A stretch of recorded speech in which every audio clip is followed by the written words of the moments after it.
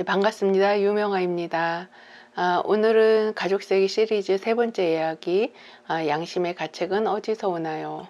헬링거 선생님이 이제 가족색을 통해서 발견한 것은 무의식적인 어떤 행동의 배경에는 양심이 작용한다는 겁니다.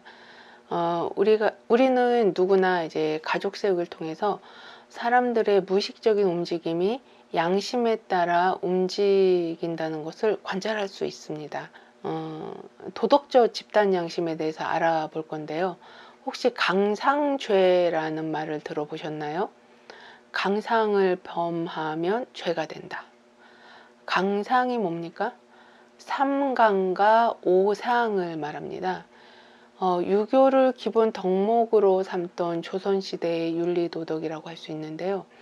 강상죄는 신분사회였던 조선시대에 주인인 양반이 아무리 잘못을 해도 머슴이 그 잘못에 항거하면 강상죄의 적용을 받아 죽음을 면치 못한다고 합니다. 역적이란 드라마 3화에 보면 아모개라는 머슴의 아내가 양반의 성추행을 거부하다 죽는 사고가 나는데요. 이 격분한 이제 아모개는 이제 악랄하기로 유명한 조참봉을 징벌하죠. 조참봉의 부인 역시 조창봉만큼이나 사악한데요. 그녀는 이제 아모개뿐만 아니라 그의 자녀까지 죽이려 합니다. 아모개는 이제 강상죄로 이제 자신을 죽이려는 그녀에게 패비와 내통한 증거를 들이대면서 임금에게 지은 강상죄를 들먹이면서 위기를 벗어나는데요. 이렇듯 도덕은 어떤 시대, 어떤 문화권에 사느냐에 따라 완전히 달라지는 규범이나 생활 규칙을 말합니다. 나라마다 지역마다 집단마다 서로 다른 문화와 관습, 어떤 관념이나 신념, 편견들이 도덕으로 작용을 하죠. 우리가 속한 공동체의 도덕이 내면화하면 도덕적 집단 양심이 됩니다. 우리가 공동체에 귀속되기 위해서는 이 집단의 양심대로 행동을 해야 되는데요. 조선시대 머슴은 죽지 않으려면 양반들의 핍박에도 어떤 항거를 해서는 안 된다는 도덕이 내면화했어야 되는 거죠.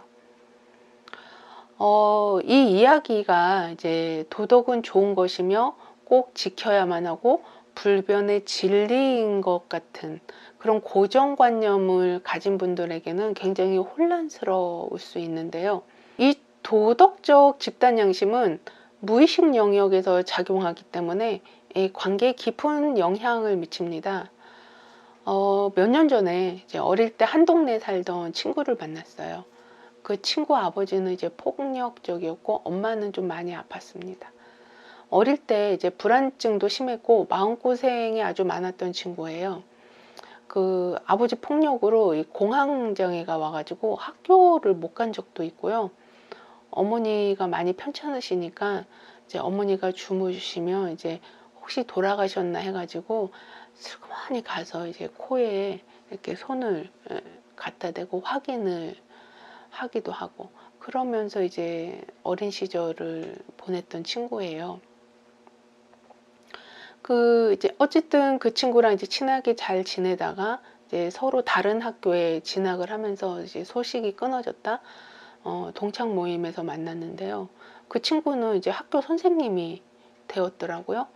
결혼도 하지 않았고 부모님하고 여태까지 같이 살고 있어요. 그래서 한눈에 이제 부모님의 보호자 역할을 하면서 운명적으로 이제 얽혀 있다는 것을 볼 수 있었죠. 저는 이제 마음 공부를 이제 꾸준히 한 덕에 평화롭게 이제 잘 지내고 있었는데 그 친구는 어릴 때의 그 패턴 그대로 지금도 살고 있더라고요. 그러니까 옛날 생각이 나서 그런지 이제 저를 만나니까 이제 반갑기도 하고 이제 옛날 생각도 나고 하니까 이제 지금 사는 여러 가지 이슈들을 저한테 이렇게 하소연을 하는 거예요. 제가 너 언제 독립할 거니? 이렇게 물었어요. 그랬더니 친구 말이 엄마가 계속 아팠는데 아플 때는 이제 독립 독립하는 것이 좀 죄책감이 들어서 그때 이제 타이밍을 놓쳤어. 뭐 이렇게 얘기하더라고요. 그래서 지금은 이제 건강이 많이 좋아지셔서 교회 이제 봉사활동도 다니시고 잘 지내셔. 뭐 이렇게 얘기를 해요. 그래서 제가 그럼 지금 독립하면 되겠네. 지금 엄마 건강하시니까. 이렇게 얘기하니까 엄마가 이제 건강해지고 편안해져서 집에 있는 게 괜찮다는 거예요.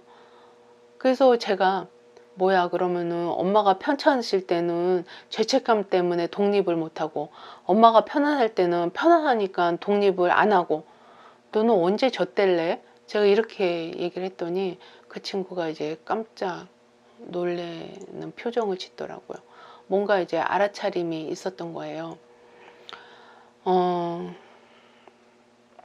저는 이제 부모님의 운명에 부모님을 두고 네 삶에 이렇게 서라. 예, 고개 숙이고 물러서라. 제가 이런 얘기를 했죠. 그랬더니 내가 이제 자립을 해서 잘 살아야 우리 부모님은 더 잘 모실 수 있다는 말이지. 이렇게 얘기를 하는 거예요. 그래서 제가 아니 부모님은 그냥 부모님 운명에 두고 그냥 그렇게 사셔도 네 고맙습니다. 그런 태도를 가져라. 그리고 부모님의 삶에 대해서 감나라 대추나라 이런 거 그만 조로해라. 그리고 너나 삶에 뿌리 내리고 행복하게 살아. 제가 이렇게 얘기했어요. 그랬더니 얼굴이 막 벌개지면서 막 화를 내더니 절규한다고 문자가 왔어요. 근데 이제 문제는 뭐냐면 이 친구가 신체화가 와가지고요. 엄마처럼 통증에 시달려요. 그러니까 엄마랑 똑같이 사는 거죠. 주변을 이렇게 관찰해 보면 제 친구 같은 분들을 아주 쉽게 봅니다.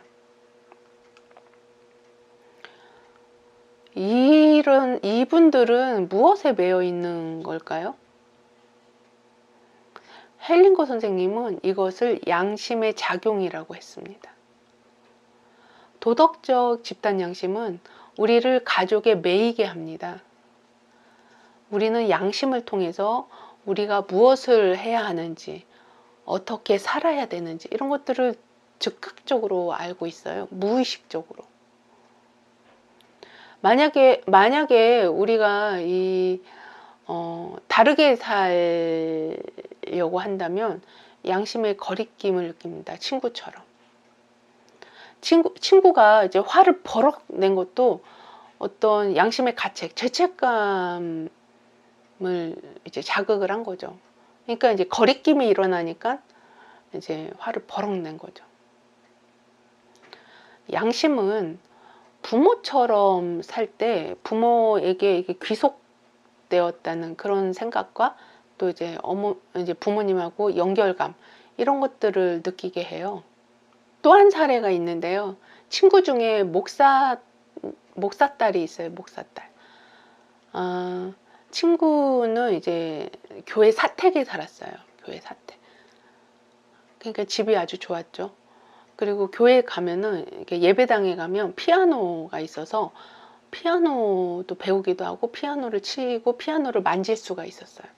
근데 저희 어릴 때만 해도 피아노 있는 집이 없었어요. 피아노 있는 집도 없고 피아노는 이제 정말 부잣집에나 있는 그런 상황이었죠. 그러니까 저는 그 피아노가 이제 만지고 싶어가지고 그 교회를 열심히 다니고 그 친구네 집에 자주 놀러 갔었는데요. 그 친구가 이제 결혼을 했는데 시어머니가 이제 절에 열심히 다니시는 분이었어요. 그래서 때 되면 이렇게 등도 달고 뭐 치성도 올리고 막 그런 분이셨는데 이제 가끔 이제 친구를 데리고 절에 기도하러 가기도 하고 뭐 그러셨죠. 어느 날 이제 친구한테 전화가 왔어요. 나 지옥에 떨어질 거야.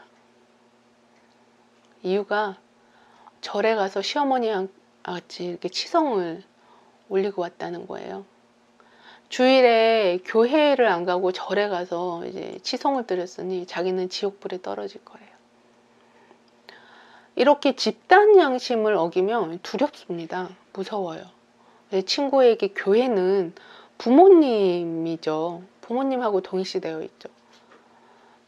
이 원가족 공동체로부터 제외당할까봐 두려운 거예요. 이 무의식적인 집단 양심은 가족 공동체에 귀속되고 연결감을 느끼게 하지만 우리의 내적 성장을 방해합니다. 근데 또 재밌는 거는 그 친구의 아들이 이제 우리 애하고 나이가 동갑이어가지고 우리 집에 이제 자주 맡겼어요. 가까이 살아가지고 어디 갈 때는 그 애를 이제 우리 집에 자주 맡겼는데 우리 애하고 잘 놀았어요. 근데 제 서가에는 저는 이제 그때 당시에 이미 이제 의식 공부를 하고 있었어요. 그래서 제 서가에는 성경책도 있었고 불경책도 있었고 금강경이나 반야신경 이런 불교 관련 경전들도 있었습니다. 근데 아이가 제 서가에 꽂혀 있는 그 경전을 보고 아는 척을 하는 거예요.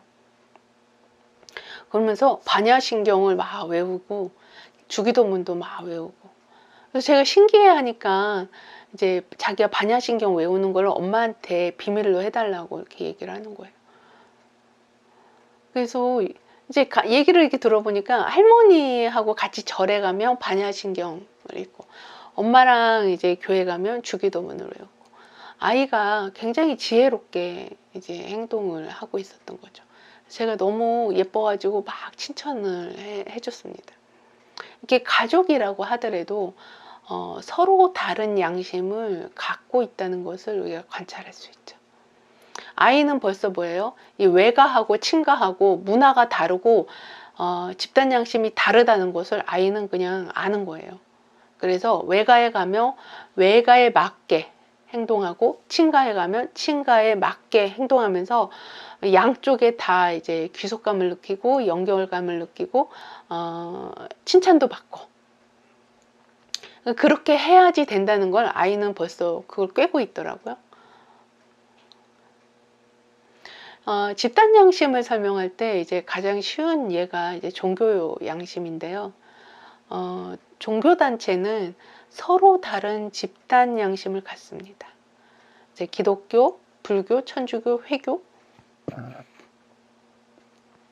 모든 종교는 저마다 고유한 양심을 갖습니다. 어떤 종교 집단은 양심에 거리껴 하지 않으면서 신의 이름으로 전쟁을 합니다. 결국 살인만 있죠.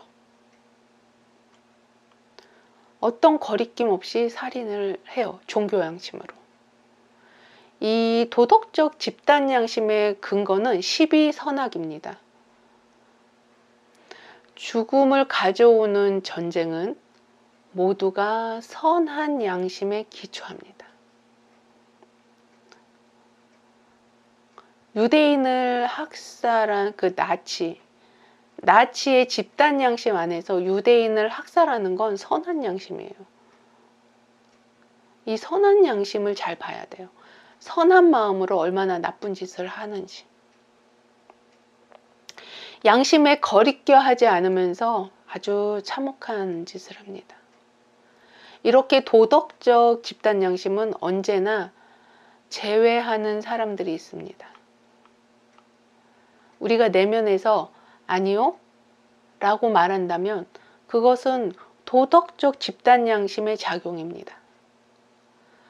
자신의 도덕으로 다른 도덕을 가진 그 가치들을 폄하하는 거죠. 우리는 영적 양심, 도덕적 집단 양심을 넘어 모든 것이 존재하는 그대로 존재해도 되는 영적 양심을 키우는데요. 집단 양심이 제외하고 허락되지 않은 것들에 대해서 그대로 고개 숙이고 동의할 수 있는, 그리고 달라져야 된다, 바꿔야 된다라고 내 방식으로 어떻게 돼야 된다라고 주장하지 않는 이 영적 양심은 다른 모든 것에 대해서 이제 내라고 밖에는 말할 수 없는 거죠. 그래서 도덕적 집단 양심 차원에서 아니요 하는 것이 영적 양심 차원에서는 네 합니다. 우리가 영적 양심 차원에 도달할 때 우리는 깊은 평화를 얻습니다. 주변에서 내가 제외하는 사람들을 한번 생각해 보세요. 나와 다른 집단 양심을 가지고 있습니다. 그들을 생각하면서 그들이 속한 가족 공동체를 한번 생각해 보세요. 내가 다르게 살 수 없는 것처럼 그도 그 공동체 안에서 다르게 살 수 없죠. 그래서 우리 안에 있는 집단 양심이 기능하게 당신이 그리 사시는 것은 내가 다르게 살 수 없는 것처럼 당신도 다르게 살 수 없음입니다. 이렇게 있는 그대로 존재하는 그대로에 동의하고 고개 숙일 수 있는 겸손, 이것이 영적 양심을 공부하면서 우리 안에서 키울 수 있는 그런 내적인 힘이죠. 마무리하겠습니다. 이제 관계 속에서 너는 아니야 라는 말이 이제 올라오는 것은 무엇의 작용입니까? 우리의 도덕과 가치로 다른 가치를 폄하하는 도덕적 집단 양심의 기능입니다. 여러분 오늘 주제 어떠셨나요? 조금 끄덕여지는 부분이 있습니까? 이 내용은 8월에 김영사에서 책으로 나옵니다. 정성 들여 만들었으니 기대해 주시고요. 더보기에 들어가시면 자연스러운 치유 다음 카페에 링크 시켜놨습니다. 카페에서 더 생생한 이야기를 만나보시기 바랍니다. 오늘 주제와 관련하여 하고 싶은 이야기는 댓글 달아주시면 제가 다음 영상 만들 때 참고하겠습니다. 다음 이야기 받아볼 수 있도록 알림 설정하시고요. 구독과 좋아요 꾹꾹 눌러주시기 바랍니다. 고맙습니다.